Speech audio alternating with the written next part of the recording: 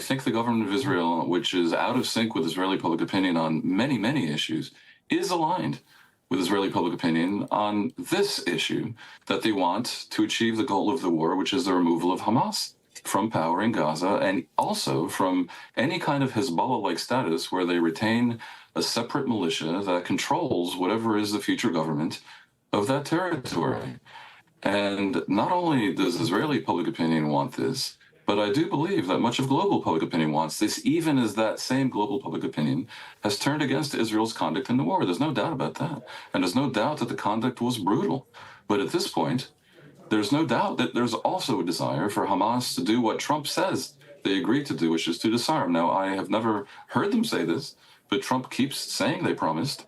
And today, Trump assured that they're going to do it. Now, that is the thing that's needed to unblock all the rest of the beautiful promises that are being made today in Washington. I don't want to call them utopian because it is possible, but I don't think any of it is going to happen unless there's some convincing version of a Hamas disarmament. And I understand there are all kinds of workarounds and rounded corners where some policemen stay, but it has to be, as Ali Shah said, one law, one authority, one weapon.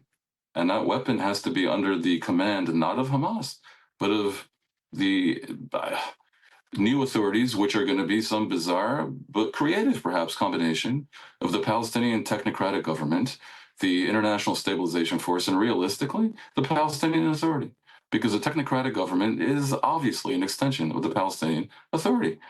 And therefore, when you hear the criticism of this event in Washington as having no Palestinian voices, that's rather absurd, because Ali Shah was there representing essentially the prime ministership of the new Palestinian technocratic government, which is a branch of the PA. Well, that's an executive. That's an executive committee that he's on, as opposed to the full board members. But Dan, I mean, no, I understand he's not on the board. Yeah. So I mean, when you say that this is, we're talking about this board of peace and how disconnected it is, and it's talking about reconstruction, and it's talking about building new homes.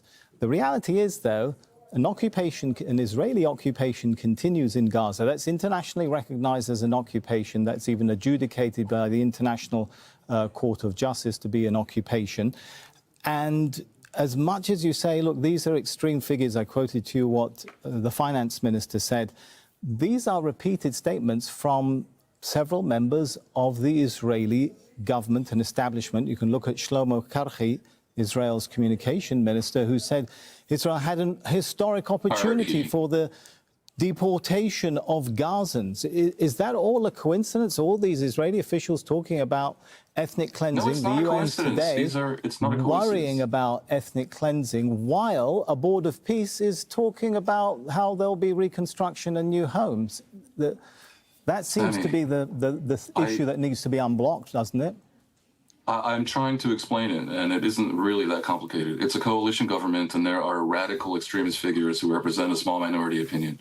And as I've said before, I am not here to defend them in any way, but I am here to tell you, as an analyst and observer of events in Israel, that while they could bring the government down, so you could say they have influence, because it is a narrow government, they don't represent not the prime minister and not the policies of the government, and nor do they have the power to implement these things they said. But yes, people like the three miscreants you mentioned would probably like to see the Palestinian population leave Gaza. No doubt about it. But Israel is not taking action to compel that, nor could they, because Egypt won't take them by land. The Palestinians are not going to be expelled, and no one's going to ethnically cleanse anyone. And the issue at hand is how to have a reasonable governance in Gaza that hopefully does indeed lead to a two-state solution in the future. And we see here billions of dollars being pledged towards this, and I fear much more than the $7 billion we heard of today are going to be needed, probably 10 times that much. And I hate to say that the key thing is not obsessing about everything said by any idiot Israeli minister, but trying to figure out how to implement the key point in the Trump plan, which is a disarmament of Hamas, or at the very least, the ceasing of Hamas to exist as a separate militia in Gaza. No normal country can have militias present undermining the government. And when you have the Palestinian would-be prime minister of Gaza, Ali Shah, in Washington at the Board of Peace meeting, flanked by representatives from every major Arab country, all of them saying this, I should think it is very, very clear that the main strategic point at hand is how to somehow finesse a situation where, even though no jihadist group has ever voluntarily disarmed, this is made to happen in Gaza. And it is primarily the interest, not of the Arabs and not of the Americans and not of the Israelis, but of the poor, long-suffering Gazans. And if you could hold this, a secret ballot in Gaza today about how many want this to happen, and I say this from knowledge, it would be about 70%. So let's stop pretending that there's anything else happening here than this issue. And if Hamas does not disarm, then everything that happens today, everything said today will be for naught. Because no one, including the friendliest and most well-meaning of Arab supporters, are going to put a dime into Gaza when it's just going to go towards more building of weapons and more digging of tunnels and preparations for a new October 7th, while throughout the Palestinians in Gaza continue to be oppressed by this jihadist group. That's the truth. All right, I didn't interrupt you once, Dan. I let you go. But you said a key word there, that any country wouldn't want a militia. And that is the crux of the problem. The Palestinians don't have a country. Netanyahu said it on the 21st of November, there will not be a Palestinian state. It's very simple. It will not be established.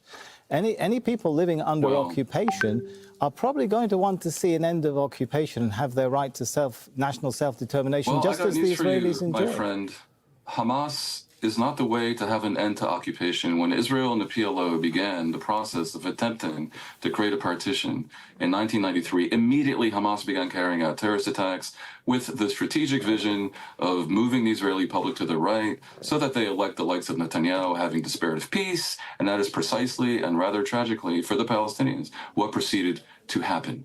If the Palestinians want a state, they have to find a way to get rid of Hamas. Whatever Palestinian groups did right or wrong, though, do you recognize these are people who have a right to national self-determination? Do you recognize the ICJ court ruling of July I'm on record as favoring that says Israel should end the occupation? That's a ruling by the ICJ. Yes, I am not the Prime Minister of Israel, so it hardly matters. But, yeah, I favor a two-state solution for sure. There are those who will say that if you want the state to be, to not have an army and an air force, which I believe is one of Israel's conditions, then that means it's not a state. There are also those who say that even though Israel pulled out all the settlers and pulled out the army out of Gaza in 2005, it was still under occupation. I suggest we step aside from these semantic discussions which miss the essence. And the essence is that a fair solution for the Holy Land is for the Israelis and Palestinians to have a political partition, and the Palestinians should have self-determination in the state, and that state should have a government, and the government in waiting is the PA, and these ridiculous militias undermining the authority of that government in waiting have got to go. And no one who wants good things for the Palestinians is doing them any favors by being in any way an apologist for these heinous jihadists who on October 7th, 2023, committed a barbaric massacre with the purpose of starting a war in which many Palestinians would die, so that various TV announcers would start talking about genocide and Israel's reputation would be trashed. And the foolish government of Israel walked into that trap. And if we want to be helpful right now, we should find a way to lower the flames, to remove the jihadists, and to begin the process towards a two-state solution, which I think we can agree about.